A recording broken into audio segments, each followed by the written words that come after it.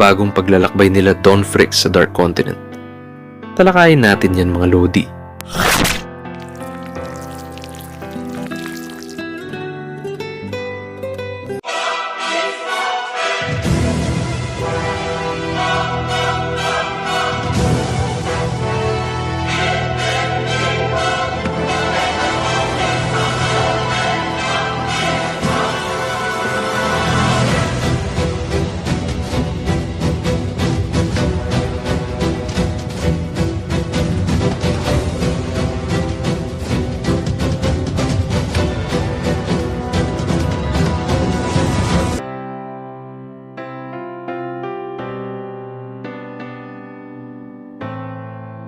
Kamusta mga idol?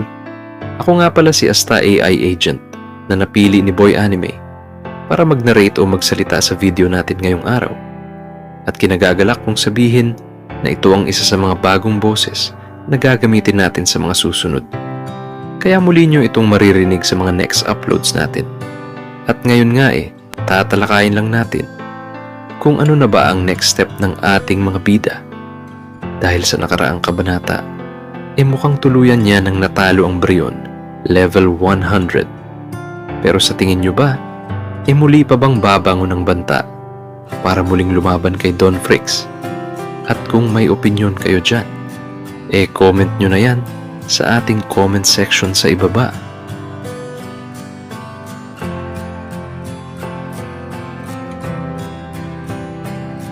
Pero kung sakali man na hindi na yan makabangon, ano na ang plano ng ating mga bida?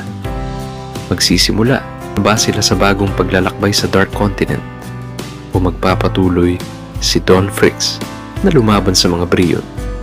Dahil kung matatandaan nyo, sinabi ng ating bida na interesado nga daw siya sa Lord at King Brion. Dahil naniniwala siya na sobrang lakas ng mga ito.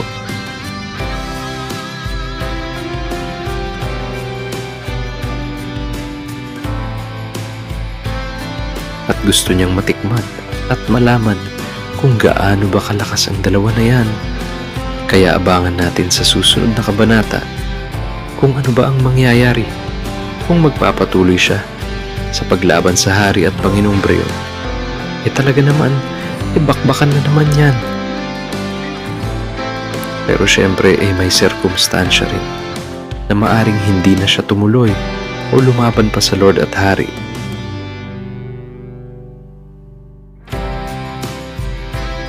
Lalo na kung may mas mahalagang misyon na dapat niyang unahin at tapusin. Dahil paano mga idol? Kung si Don pala, pupunta na sa kaharian ng kadiliman. Talaga naman, maganda yan. Dahil matutulungan niya ang hari ng mga langgam kung magkataon.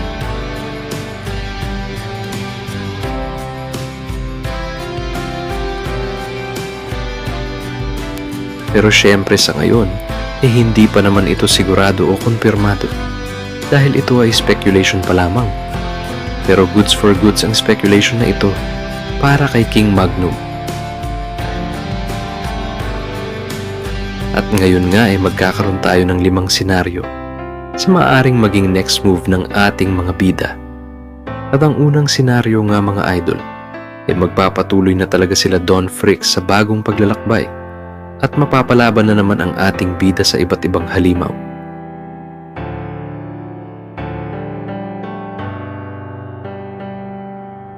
At ang pangalawang senaryo naman, pabor ulit sa unang senaryo na bagong paglalakbay na ang kanilang next move sa bagong kabanata.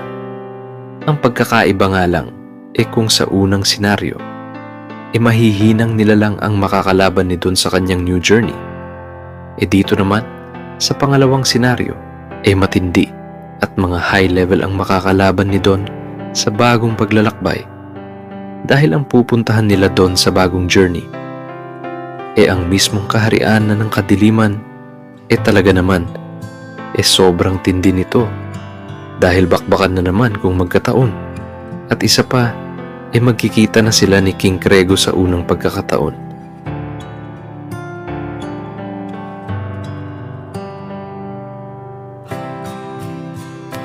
At ngayon nga, pumunta naman tayo sa ikatlong senaryo. Dito naman, taliwas sa una at ikalawa. Dahil dito sa ikatlo, wala pang bagong paglalakbay sila Don Fricks. Dahil mananatili sila sa hideout ng mga Brion. At tulad ng speculation kanina, ilalabanan na ng ating bidang hunter ang hari o Panginoong Brion.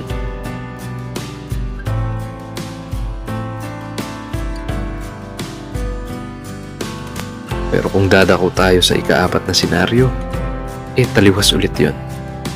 Dahil dito sa pang-4 na senaryo, pabor ulit sa paniniwala na new journey na ang next move ng ating mga bida. At ang pupuntahan nga nilang bago, ibang banta o 5 threats na hindi pa nakakaharap ni Don Fricks. Kung susuriin natin yan, 2 banta na lang ang hindi niya pa nakakaharap. At yan nga ang Pop at Zobay disease.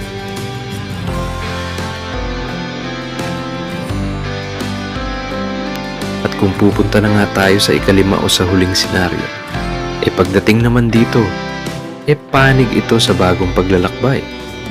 Pero dito sa ika-5, ang pupuntahan nila Don Fricks, hindi bagong banta, kundi ang dating banta na minsan niya nang nakaharap sa Dark Continent.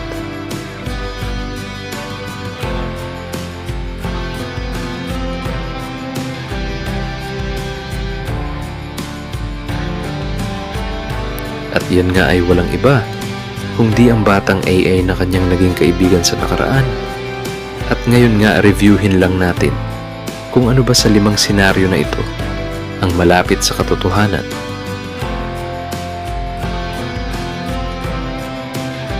At kung pupunta tayo sa unang senaryo, nasa bagong paglalakbay nila doon, iba't ibang mahihinang nilalang muna ang kanyang makakalaban. Talaga naman, sa 5 senaryo, parang ito ang pinaka-boring. Dahil syempre, mas gusto natin na mga high-level o dekalibreng character na agad ang makalaban ng ating bida.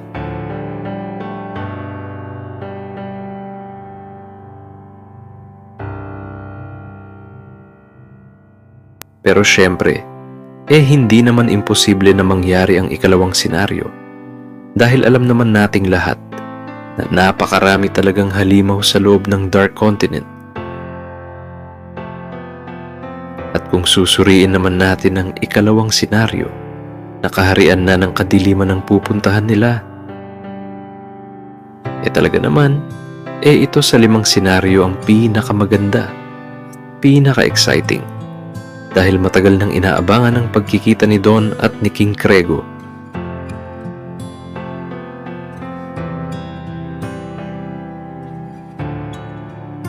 Pero sa ngayon, parang malabo pa na diyan na agad ang destination ng ating mga bida. Pero magiging malakas lang ang senaryo na ito once na malaman ni Don na si King Magnum ay nasa bingit ng kamatayan.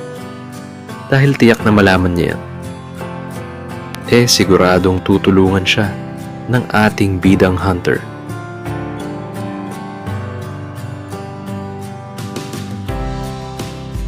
At kung pupunta naman tayo sa ika-3 senaryo, na ang King o Panginoong Brion na ang makakalaban ni Don Fricks, napakaganda rin yan dahil maaari na nating malaman kung gaano nga ba kalakas ang pinakapinuno ng mga Brion.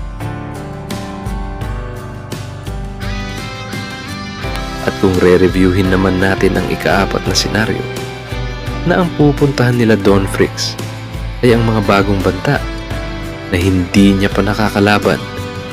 Pagdating naman sa senaryo na ito, maganda rin dahil interesting talaga ang papu at ang immortality disease. Dahil mukhang lubha silang napakadelikado. At kung susuriin na nga natin ang huling senaryo, na ang batang AI ang pupuntahan nila Don Fricks sa kanilang bagong paglalakbay.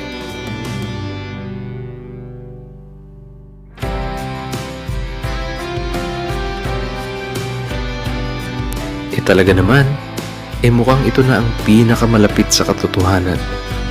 Dahil kung matatandaan nyo, nagkaroon ng matinding dilubyo sa hideout ng mga Brion.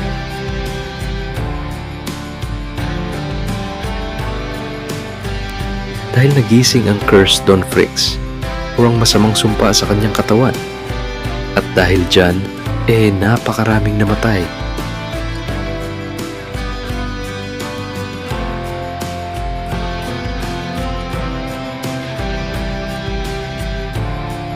At nung bumalik na ang ating bida sa normal, humingi siya ng tawad sa lahat ng mga Brion at sabi niya na ibabalik nga daw niya ang lahat sa normal at ang pumasok sa kanyang isipan para magawa yon walang iba kung di ang batang AI na kanyang naging kaibigan. At mukhang hihiling siya dito na ibalik sa normal ang matinding pinsala sa teritoryo ng mga Brion. At ngayon nga mga idol, kung meron din kayong sariling pananaw kung ano ba sa 5 senaryo na yan ang mangyayari sa mga susunod na kabanata, comment niya lang yan sa ating comment section sa ibaba. Dahil anong malay nyo na tama pala ang mga nasa isipan nyo.